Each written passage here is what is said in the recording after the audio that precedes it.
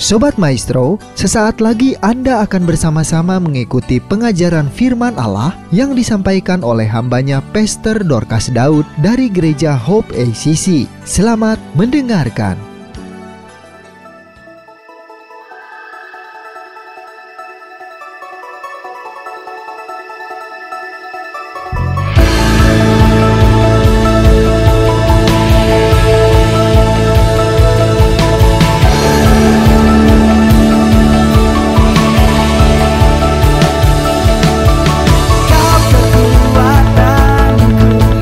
Kau sumber pengharapan dan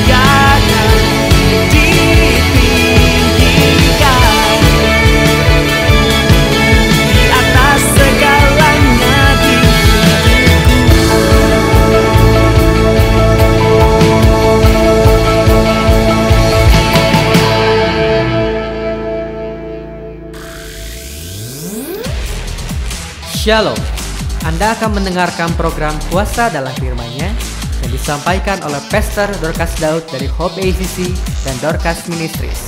Selamat mendengarkan. Haleluya. Puji Tuhan. Banyak kehidupan gereja-gereja Tuhan atau orang-orang Kristen, walaupun gereja itu dalam kapasitas yang sudah penuh ataupun yang belum, ternyata mereka belum memasuki kekristenan yang benar. Akibatnya, kehidupan mereka masih dengan corak yang sama seperti dahulu ketika mereka belum bertobat. Ketika mereka masih menjadi orang duniawi. Barangkali perubahan hanya nampak sedikit sekali.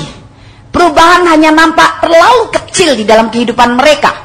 Di mana seharusnya kekristenan yang benar adalah nampak dengan jelas perubahan yang total yang terjadi dalam setiap kehidupan orang Kristen.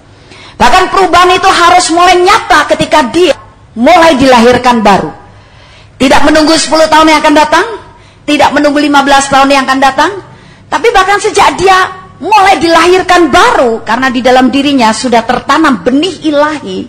Maka benih ilahi ini akan membawa orang ini memasuki kehidupan kekristenan yang benar. Perubahan-perubahan yang nyata dari kehidupan yang dulu gemar berbuat dosa, yang dulu gemar hidup di dalam kehidupan duniawi, yang dulu gemar dalam kehidupan kebohongan, yang dulu gemar kehidupan dalam percabulan, dalam ketidakbenaran, dalam kedagingan dan sebagainya. Itu harus mulai nampak. Nah, itu sebabnya kita harus tahu bahwa kekristenan yang benar itu bukan sekedar agama. Walaupun dunia mengatakan bahwa Kristen adalah agama, mungkin ada juga agama-agama yang lain. Tapi sebetulnya kekristenan yang benar bukan sekedar agama. Namun kekristenan yang benar adalah, kita membuka di dalam Roma pasal 12 ayat yang kedua.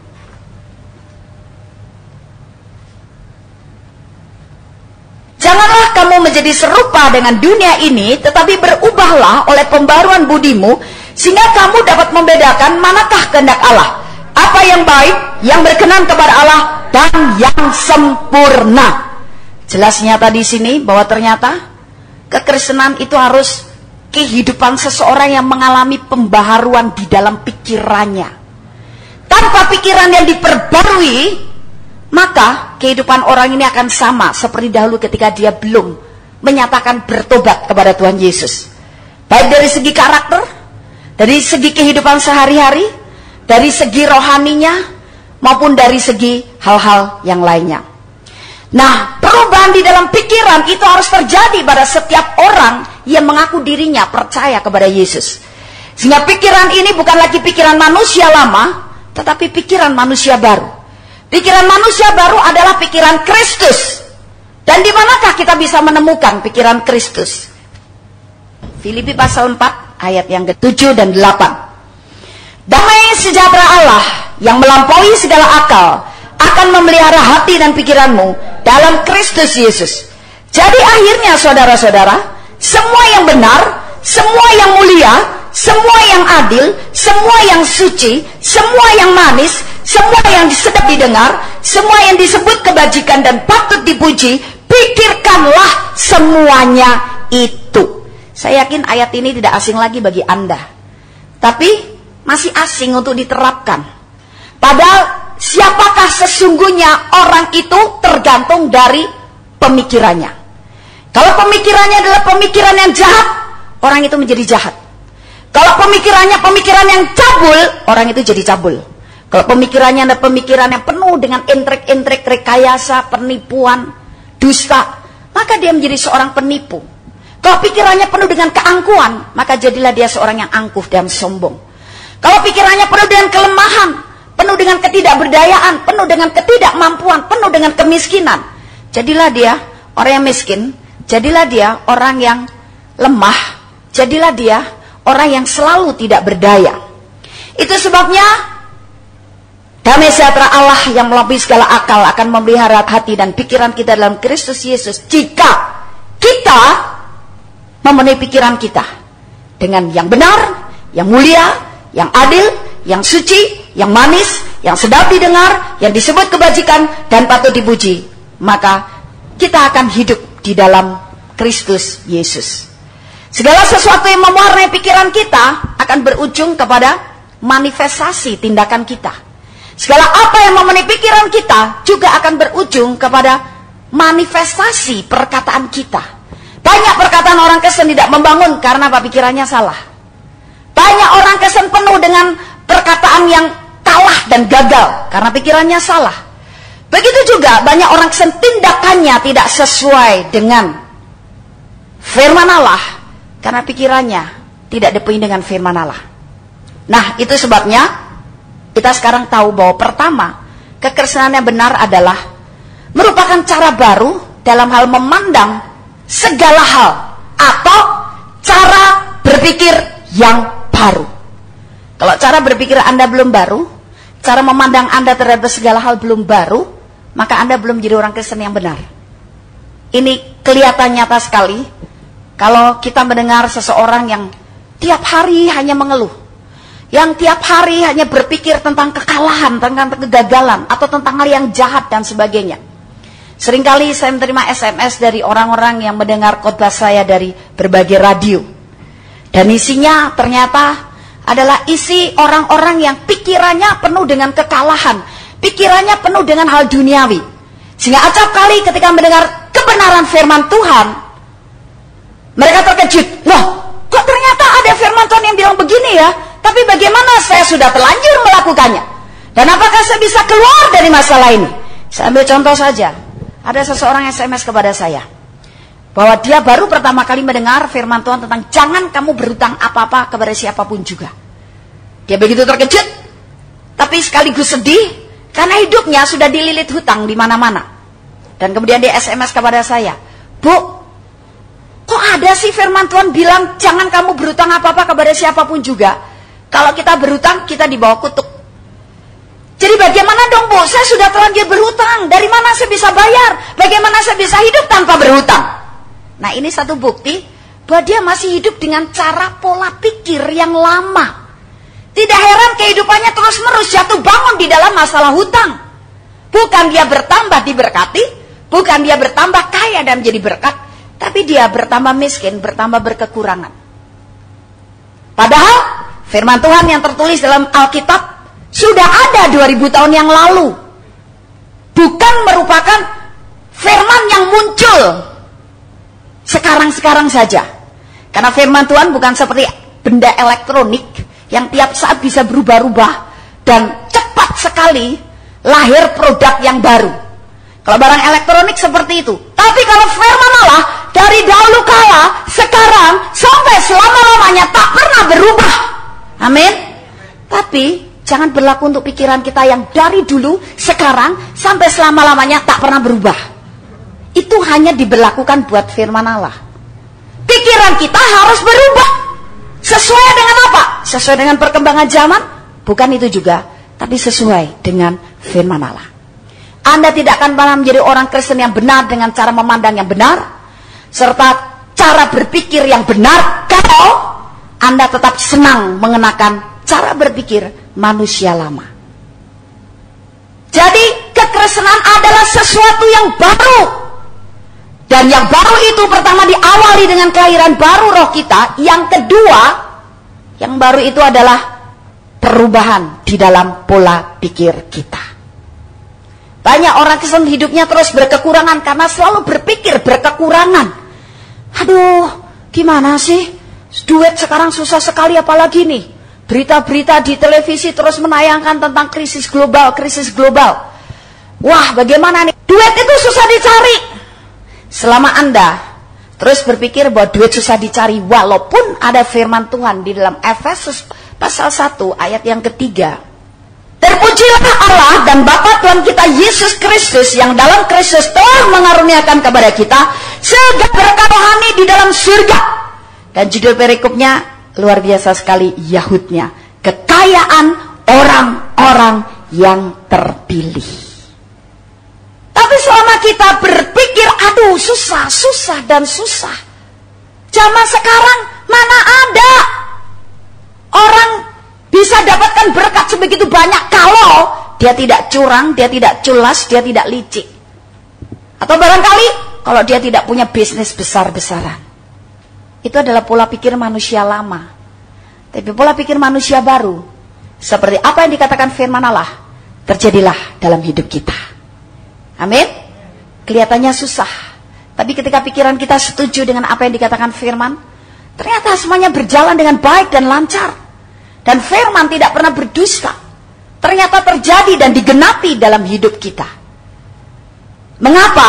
Salah satu daripada selengkap senjata Allah adalah ketopong keselamatan. Karena orang-orang Kristen sering mengalami kegagalan dan perasaan kalah, lelah dan letih, takut, khawatir, cemas dalam menjalani kehidupan ini. Pikirannya banyak kena serangan. Setan akan menyerang orang Kristen melalui pikirannya terlebih dahulu. Dan ketika pikiran sudah terserang, orang ini membuka pintu dan menyetujui, iya ya, betul ya, saya kok seperti ini ya, iya ya, saya kok tubuhnya sakit-sakitan ya, iya ya, soalnya sudah tua sih. Maka disitulah serangan iblis langkah pertama sudah terjadi.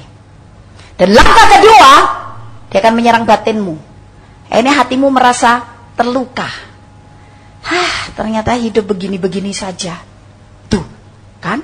Kalau saya muter sedikit pinggang saya sakit. Tuh kan? Tuh kan kalau saya naik tangga kaki saya capek.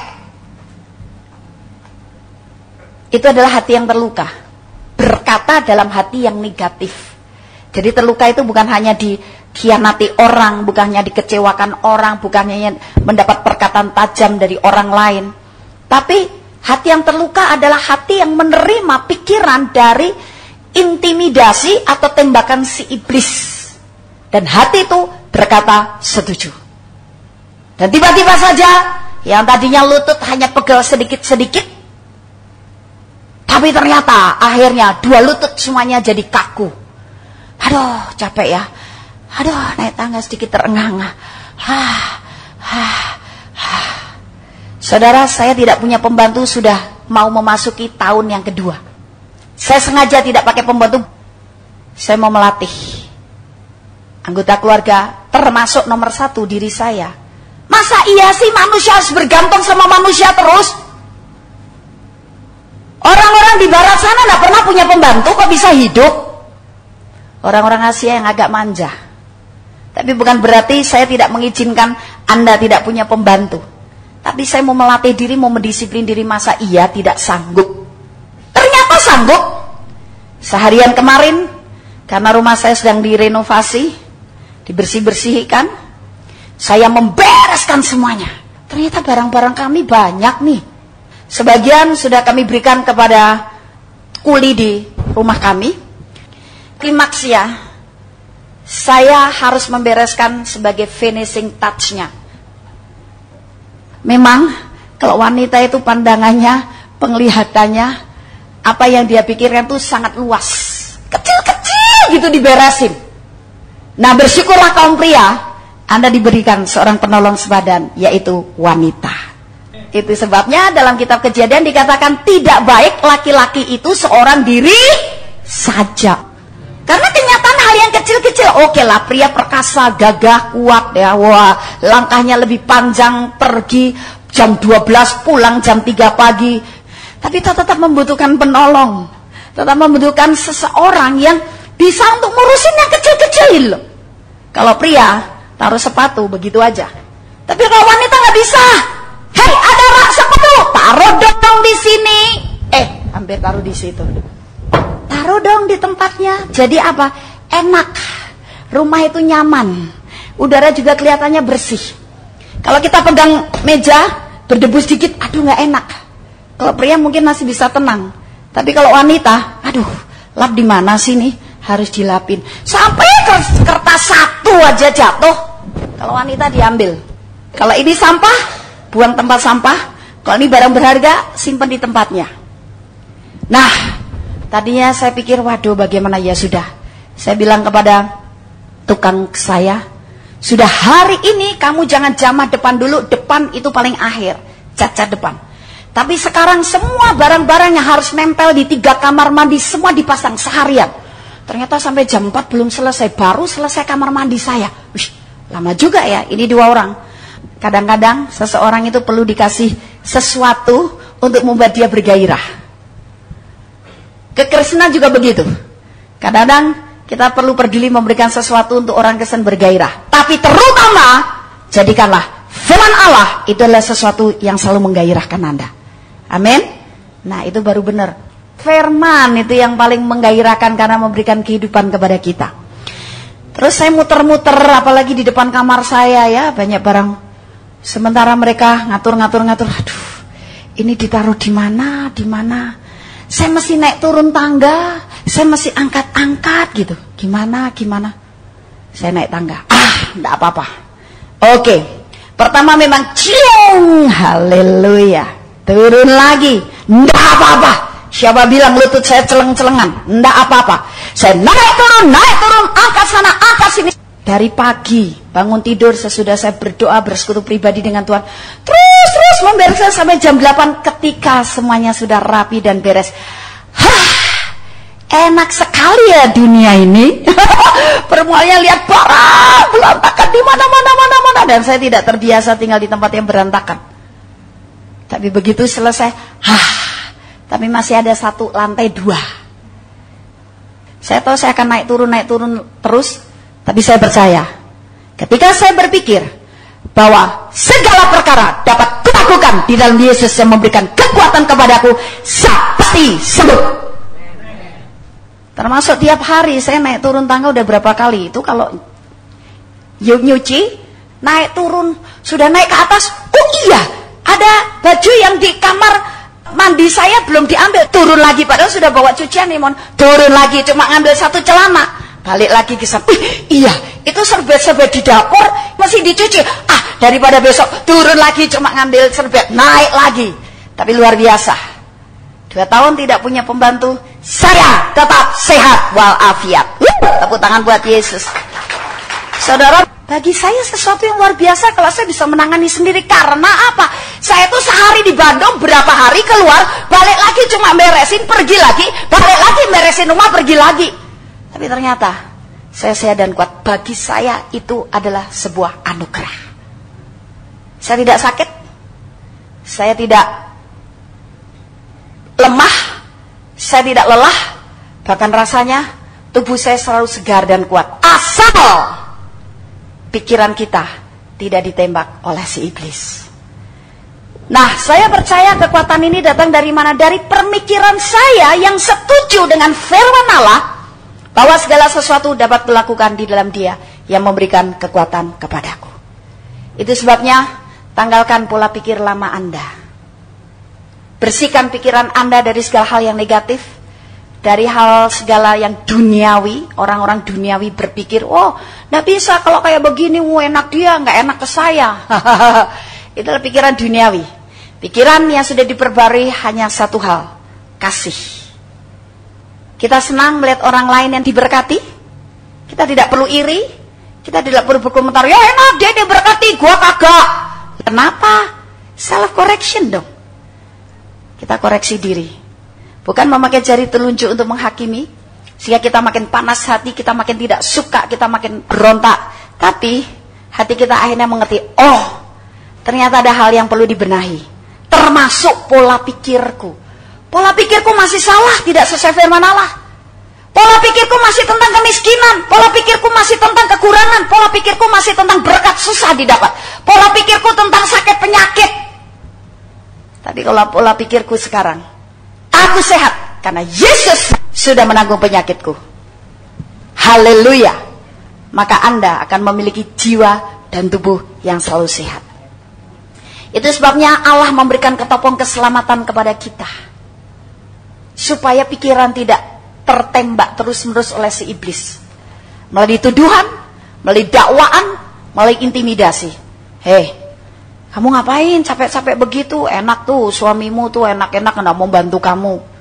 Hei, anakmu tuh memang aduh sudah rusak, sudah bandel. Kadang-kadang kita tidak sadar, padahal apa kata firman Allah, itu adalah merupakan kekuatan bagi hidup kita. Amin. Kata firman Allah itu memberikan kehidupan bagi kita. Jadi buang yang akan mematikan roh kita, yang akan menggoyahkan iman kita, yang akan mengotori hati kita. Tapi pegang janji firman Allah. Jadi sekali lagi, kekristenan yang benar adalah merupakan cara baru dalam memandang segala hal, atau kita memiliki cara berpikir yang baru. Sekarang kekristenan yang benar adalah Yohanes 14 ayat 6. Kata Yesus kepadanya, "Akulah jalan dan kebenaran dan hidup. Tidak ada seorang pun yang datang kepada Bapa kalau tidak melalui aku." Kekristenan yang benar adalah betul-betul yakin, percaya, dan hidup di dalam jalan kebenaran dan hidup. Dan jalan kebenaran dan hidup itu hanya terdapat pada Yesus Kristus. Iman kita jangan dikawinkan dengan kata, kamu lahir wetone apa, Nduk? Oh, wetone Senin Pahing. Wah, kowe ra cocok kerja nang banyu. Kamu tidak cocok kerja di air. Jangan dikawinkan dengan hal seperti itu. Atau dunia sedang resesi. Itu sebabnya kalau Anda mau mengetahui masa depan Anda, boleh kirimkan nama spasi rek kepada. Tapi Anda jangan berharap bahwa saya bisa merubah nasib Anda. Ya jelas kamu bukan Tuhan.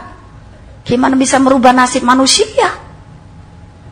Jangan dikawinkan dengan hal seperti itu. Termasuk jangan dikawinkan dengan cara-cara dunia ketika kita menghadapi masalah. Cara dunia ketika kita menghadapi masalah, tidak punya duit, marah. Tidak punya duit, utang. Tidak punya duit, nyuri.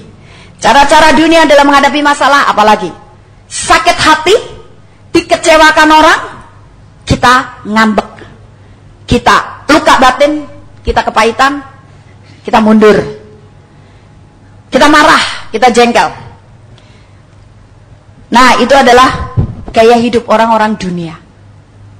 Tapi orang yang sudah hidup di dalam Yesus, bahwa Yesus adalah jalan, kebenaran dan hidup, tetaplah tinggal di dalamnya. Banyak cara-cara ditawarkan oleh dunia. Sekarang produk banyak menawarkan tentang multi level. Apa sebenarnya terjadi dengan multi level? Otak kita di brainwash dengan cara-cara dunia. Untuk apa? Terus mengejar uang, mengejar keberhasilan, mengejar poin, mengejar hadiah, mengejar duit dan sebagainya. Sehingga ketika otak kita di brainwash oleh teori-teori mereka, iman kita akhirnya terbagi. Oh, caranya gitu ya? Wih, kita harus mengejar target nih. Jadi tiap hari mikirin gimana kejual ini, gimana saya punya banyak orang, gimana saya, dan masih banyak lagi. Akibatnya firman Allah ketika Anda baca mental dari otak Anda, dan iman Anda kemudian mulai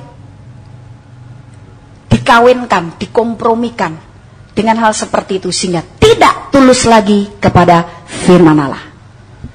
Padahal firman Allah berkata bahwa Allah memberikan berkat kepada orang-orang benar ketika mereka tidur. Makanya kalau tidur, jangan suka meninggalkan masalah dan berantem dengan istri atau suami. Kalau mau tidur mesti hidup di dalam damai sejahtera. Amin. Supaya berkatnya tidak diserobot oleh setan dan iblis. Karena dalam persatuan kesanalah berkat dicurahkan. Terus yang berikutnya, bahwa orang menjadi kaya itu juga karena Tuhan. Dia memberikan kuasa. Ada orang-orang yang diberi kuasa untuk menjadi kaya, tapi tidak menikmati kekayaan itu. Tapi ada juga orang yang diberi kuasa untuk menerima kekayaan dan kuasa untuk menikmati kekayaan. Nah, Anda mau milih yang mana? Yang pertama atau yang kedua? Bagaimana hal yang kedua ini bisa terjadi dalam hidup Anda? Imanmu hanya tertuju kepada janji firman Allah. Imanmu hanya tertuju kepada Yesus sebagai jalan, kebenaran, dan hidup. Imanmu tetap hanya kepada Yesus di dalam segala masalah, di dalam segala kasus, di dalam segala perkara. Apa kata firman menghadapi ini?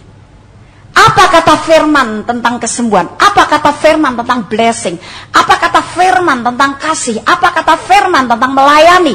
Apa kata firman tentang karakter Yesus?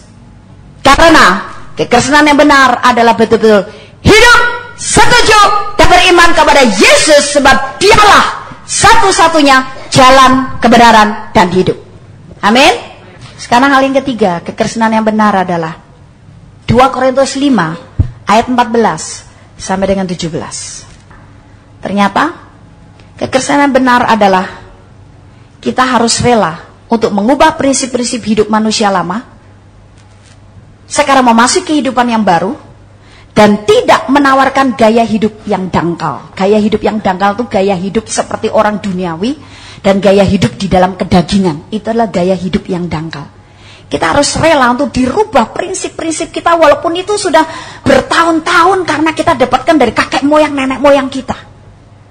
Ada banyak ajaran-ajaran yang berupa nasihat dari kakek moyang, nenek moyang yang tidak alkitabiah.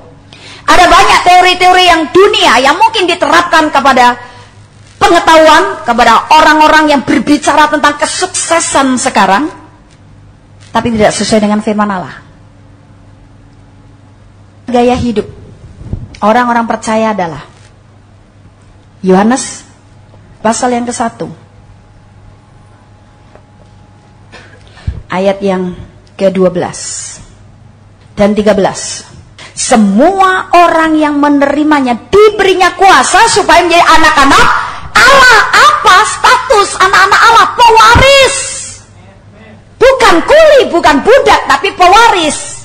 Nah, terus kita nganggur-nganggur, oh tidak, ada kerjaan baru yang diberikan oleh Tuhan sejak Anda dan saya dilahirkan baru, yaitu pekerjaan yang memuliakan Allah. Mencari jiwa, menyembuhkan orang sakit, memulihkan orang yang terluka, melepaskan orang yang terikat, mengajar orang yang hidup di dalam kegelapan, di dalam kebodohan dengan kebenaran firman Allah, sehingga mereka mengenal Allah dengan sungguh-sungguh. Nah, itulah kerjaan baru yang diberikan kepada kita. Walaupun ada kerjaan sampingan, punya toko, it's okay, tokonya sendiri, kerja di perusahaan, oke. Tapi apa yang kau kerjakan jangan sampai mengotori imanmu. Nah, kekristenan benar kita harus rela mengubah prinsip-prinsip hidup kita. Walaupun itu sudah kita pegang, kita jalankan sekian lama, tapi malas mau dirubah. Misalkan begini, prinsip hidup orang dunia, kalau banyak memberi, wah, uang saya bakal habis. Jadi kalau memberi, hitung-hitung dong. Tapi kalau firman Allah, kitab Amsal mengatakan apa? Ada orang yang banyak menyebar harta, bertambah kaya. Tapi ada orang yang hemat secara luar biasa, bertambah miskin. Kok prinsipnya berbeda? Loh, menyebar harta malah bertambah kaya, menghemat luar biasa, kok malah miskin? Padahal dulu di sekolah dari kecil, remaja, mahasiswa, apalagi mahasiswa kuliah di luar kota, kos-kosan, dikasih petuah sama mamah dan papa. Hati-hati ya, kamu mesti hemat secara luar biasa, masih ngirit. Sampai ngiritnya, sampai sehari cuma makan nasi 1 kali, itu aja cuma beli nasi 5.000 perak. Aduh, masih lapar, keroncongan. Tapi lama-lama terbiasa perut lapar, jadi sudah tidak sakit lagi. Tapi bukan berarti kita harus boros, bukan ya. Di sini yang namanya menyebar harta itu tabur buat pekerjaan Tuhan, terutama karena pekerjaan Tuhan itu adalah ladang yang paling subur dan pasti mendatangkan panen. Itulah pekerjaan Tuhan. Tapi kita mikir, gereja kok butuh duit melulu sih? Gereja mana ya yang nggak butuh duit ya? Semua gereja butuh duit. Mau gereja yang besar, yang kecil, sami mawon. Gereja di desa, lebih-lebih. Gereja di Amerika, orang Amerika nggak tanggung-tanggung saudara kalau menarik persembahan. Tahun 90 berapa saya lupa, saya pergi ke Anaheim sebelum pelayanan ke Denver, dan di sana mengikuti conference dari Maurice Cerullo yang khotbah hamba betulnya wah hebat-hebat, Benny Hinn, Robert Liardon, ada Juanita yang orang hitam itu, Yuanita Sapa, wah kalau khotbah bukan main dinamisnya, wah semua badannya gerak, sampai kita juga ikut gini-gini amennya. Terus kemudian Terry siapa, kalau dia melepaskan urapan Jesus name, orang itu bisa ngikutin kayak gerak tangannya gitu. Padahal dari jauh sana in Jesus name cuma begini jari telunjuknya, tapi di sana bisa kena urapan gerak geol-geol kayak tangan jarinya gitu roboh tok gitu. Dia kalau khotbah keliling lapangan sambil lompat sambil nari, tapi ngomong terus. Macam-macam gaya dan coraknya hamba-hamba Tuhan. Tapi saya diberkati, saya percaya Tuhan memakai setiap hamba Tuhan masing-masing dengan rencananya. Apa yang terjadi di situ setiap kali mau persembahan, hamba Tuhan ini barangkali sudah dikasih pesan. Tapi juga saya percaya memang gaya hidup mereka, style mereka adalah style secara firman Allah. Juanita ini bilang, sekarang kita mau bawa persembahan. Siapa yang paling kecil, nanti mempersembahkan paling akhir. Tapi yang sekian $100 gitu ya, Anda yang kedua, sekarang apa-apa. Yang 1999, Anda maju yang terutama, dan hambanya Maurice Rolo akan tumbang tangan, mengurapi Anda. Padahal semua orang datang ke Anaheim itu yang ngejar urapannya Yesus melalui Maurice Rolo. Wah, ini dikasih kesempatan mau langsung tumpangi tangan, padahal untuk kena tangannya Maurice Rolo itu susah banget. Karena orang diberi pernyataan begitu, akhirnya berlomba-lomba membawa persembahan yang $1.999. Wah, mereka berdesak-desakan sambil gemetar, apa tumpangi tangan sama Maurice. Sesudah menumpangi tangan yang $1.999, langsung dia nggak ada lagi, Juanita lagi yang tampil. Terus baru yang berikutnya nggak ditumpangi tangan. Saudara, saya hanya memberitahu Anda, di Amerika pun juga gereja butuh duit, pelayanan butuh duit. Semua harus nabur supaya apa? Anda sendiri panen. Semakin banyak kita menyebar harta dengan cara menabur buat pekerjaan Tuhan, Anda semakin bertambah kaya. Nah, prinsip-prinsip hidup cara lama ini harus rela diubah. Karena Injil Yesus Kristus tidak menawarkan kehidupan yang dangkal, tapi menawarkan kehidupan yang matang, berbuah, dan diberkati. Amin. Itu sebabnya dalam Kisah Rasul pasal 24 ayat 25. Tetapi ketika Paulus berbicara tentang kebenaran, penguasaan diri, dan penghakiman yang akan datang, Felix menjadi takut dan berkata, cukuplah dahulu dan pergilah sekarang. Apabila ada kesempatan baik, aku akan menyuruh memanggil engkau. Nah, saudara, Felix ini ketika dia mendengar apa yang dikatakan oleh Paulus, ternyata dia menjadi takut. Karena apa? Yang disampaikan oleh Paulus adalah kebenaran, penguasaan diri, dan penghakiman yang akan datang. Injil itu intinya adalah 3 hal ini, yaitu kebenaran, penguasaan diri, dan penghakiman yang datang. Tentang kebenaran, Felix betul-betul memang belum hidup di dalam kebenaran karena dia bukan orang yang sudah bertobat kepada Yesus Kristus. Banyak orang Kristen kalau mendengar kebenaran firman Tuhan atau pengajaran firman, tidak mau yang berat-berat. Takutlah, ngeri. Ada seorang ibu ketika buka opening, pembukaan bisnisnya yang baru di satu tempat. Pada saat kami ramah tamah, dia banyak ngobrol dengan saya, dan saya cerita tentang akhir zaman. Sampai di rumah dia beritahu kepada anaknya laki-laki, "Hei, tadi saya sharing firman sama Bu Dorcas. Dia cerita tentang akhir zaman begini." "Sudah mas, sudah, jangan ngomong akhir zaman, tahu?" "Loh, kenapa kamu jadi marah-marah?" "Mama nggak tahu, saya ini takut." Karena kok belum siap. Sebab walaupun dia Kristen, kekristenannya belum benar. "Mama tahu saya masih mau cari duit, mama masih muda. Mama tahu saya ini masih pengen ini, pengen itu." Ya, pengen ini, pengen itu boleh, tapi jangan tinggalkan kebutuhan rohani, karena itu menjadi yang penting, yang pokok untuk kehidupan kita. Kalau kita tidak hidup dalam kerohanian yang benar, kekristenan yang benar, walaupun duitnya banyak, tidak bisa menikmati kekayaan. Karena apa? Sakit melulu. Orang sakit mana sih bisa menikmati kekayaan, bisa menikmati harta? Makan aja bubur melulu. Orang lain makan steak, orang lain makan pizza, orang lain makan husarenslah ala Eropa atau ala apalah. Dia tidak bisa, karena apa? Aduh, dokter melarang aku makan itu. Tidak bisa menikmati hidup. Hanya terbaring di kamar, paling duduk nonton televisi. Itu pun tidak bisa, tidak boleh lama-lama. Kata dokter, saya harus segera istirahat. Mandi air dingin ya, jangan. Kenapa? Tidak boleh air dingin, kata dokter. Hidupnya jadi bergantung sama dokter. Takut. Karena apa? Dia belum hidup di dalam kebenaran. Paulus tahu bahwa Felix ini orang yang masih duniawi sekali. Dia masukkan tentang Injil melalui kebenaran itu yang pertama. Hai, kebenaran itulah firman Allah mengatakan begini-begini. Bertobatlah sebab kerajaan surga sudah tiba. Kalau kamu tidak mau percaya kepada Yesus Kristus, maka kamu akan masuk neraka. Tapi kamu percaya kepada Yesus Kristus, sanksinya adalah ini. Tanggung jawabnya adalah ini. Wow, udah deh, jangan teruskan aja, jangan teruskanlah. Cukup dahulu ya, cukup, nanti kalau aku butuh kamu tak panggil lagi kamu. Karena Felix ini ketakutan.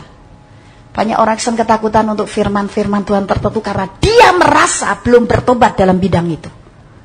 Itu sebabnya kalau takut ya cepat bertobat gitu loh. Jangan lebih baik saya menghindar aja lah, jangan dengar khotbah keras. Diingatkan perpuluhan, disuruh mengampuni, disuruh pakai iman. Kalau sakit coba belajar, tidak pakai obat. Ngeri. Padahal saudara, orang Kristen itu harus dikasih shock terapi loh. Bukan sering kali, tapi satu waktu harus. Mengapa? Karena kalau tidak dikasih shock terapi, tidak ditakut-takutin, tidak pernah merasa takut. Dosa jalan terus, melanggar firman jalan terus, hidup menjadi orang Kristen duniawi jalan terus walaupun tiap minggu ke gereja. Jadi perlu ditakut-takutin supaya tidak jadi orang Kristen yang manja, orang Kristen yang duniawi. Felix ini takut, udah cukup deh Pak Paul. Nanti kalau aku butuh lagi ya hal seperti itu, aku panggil kamu deh, percaya deh. Pokoknya cukup, yang penting kamu tak kasih amplop nih. Bagi Paulus, memberitakan firman bukan butuh amplopnya, tapi butuh jiwa orang itu bertobat. Tapi karena Felix masih belum hidup dalam kebenaran, dia merasa takut. Kalau Anda masih merasa ketakutan sesuatu di dalam dirimu, koreksi diri. Kalau engkau sempurna dalam kasih, tidak takut. Karena Allah tidak pernah memberikan roh ketakutan, namun roh yang membangkitkan kasih, kekuatan, dan ketertiban. Kalau Anda takut dengan suami, pasti Anda melakukan dusta apa? Takut sama istri, Anda menyimpan rahasia apa? Kalau bagi yang kuliah, kalian takut mata kuliah apa? Koreksi diri. Dengan mata kuliah itu ngapain? Pasti kamu hatinya tidak senang, atau dengan dosennya, atau dengan programnya, kurikulumnya, atau cara ngajarnya, atau apa saja. Mesti koreksi diri. Kalau Anda menjadi orang Kristen yang takut juga, mesti koreksi diri. Dosa apa yang belum Anda bereskan kepada Tuhan? Nah, sekarang Paulus juga mengajarkan selain kebenaran adalah penguasaan diri. Apa yang dimaksud penguasaan diri? Ini adalah karakter Yesus. Hidup penuh dengan kuasa, hidup penuh dengan urapan, hidup penuh dengan berkat. Tapi tanpa karakter Yesus, kita tidak dikenal oleh Tuhan. Yesus ingin melihat kembarannya. Saudara itu menjadi kembaran dia. Oh, ini dia. Memang adikku. Karena apa? Sama-sama dengan saya. Apanya? Karakternya.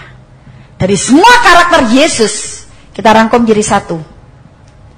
Kasih. Karena kasih itu mencakup segala-galanya. Apakah kau cukup hidup di dalam kasih? Sehingga di dalam hatimu betul-betul suci, bersih. Tidak menyimpan kesalahan orang lain, tidak iri, tidak dengki, tidak cemburu, tidak memegahkan diri, tidak kasar. 1 Korintus 13 saja buat mengingatkan kita.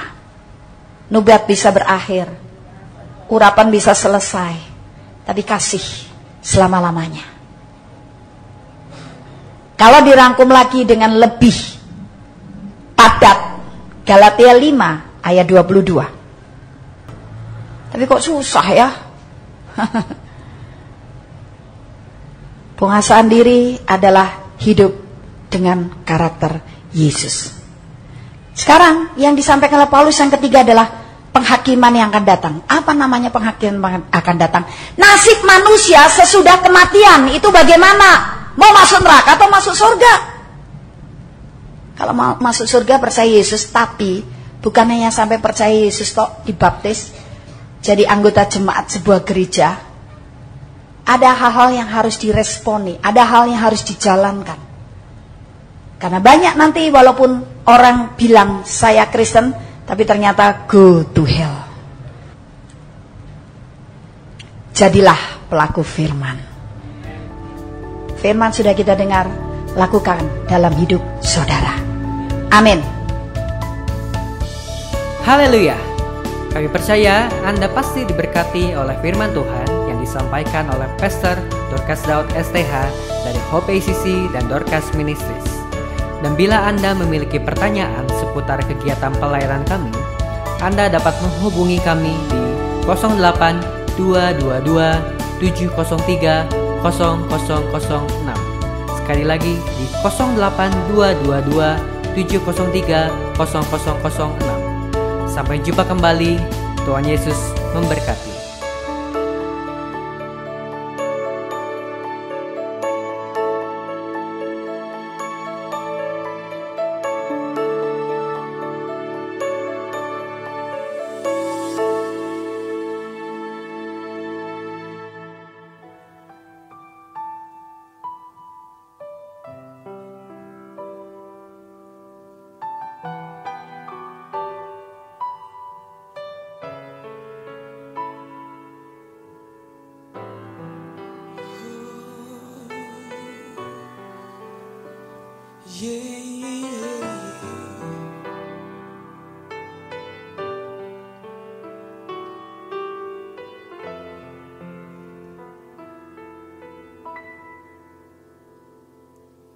Ini aku Tuhan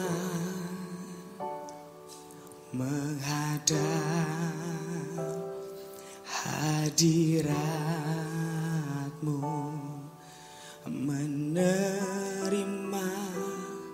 setiap janji dengan iman. Yang ku tahu janji-Mu, ya dan amin. Yang ku percaya perbuatan-Mu tak pernah gagal. Saat Kau menguji aku, Kau temukan emas murni. Ini hidupku Tuhan, ku berikan sebagai persembahan.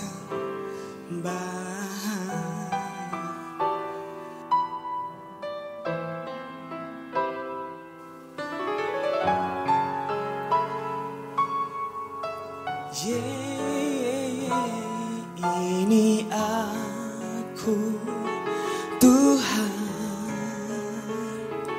menghadap hadirat-Mu, menerima setiap janji dengan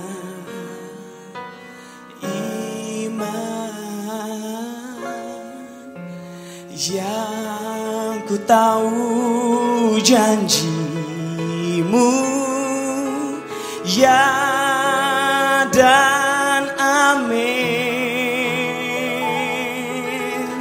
Yang ku percaya perbuatan-Mu tak pernah gagal. Saat Kau menguji aku, Kau temukan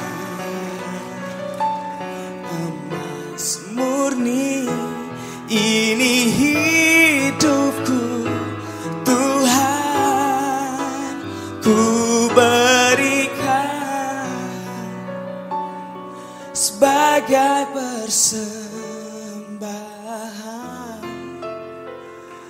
Oh, oh, oh, oh. Yeah, yeah, yeah, yeah.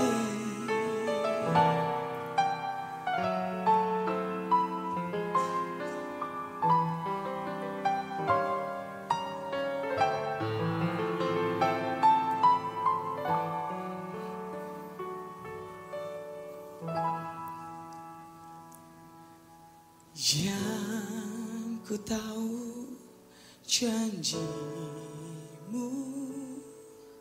ya dan amin. Yang ku percaya perbuatanmu tak pernah gagal.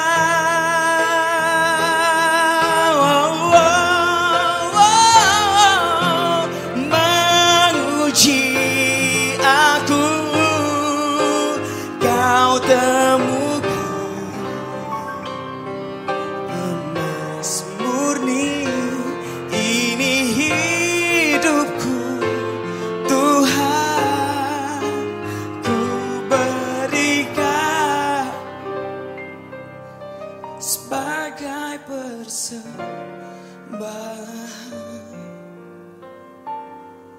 oh, sebagai persembahan.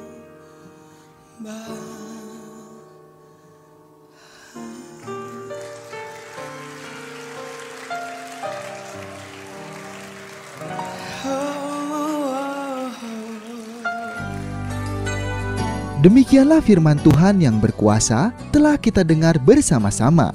Dan kami percaya Anda sangat diberkati.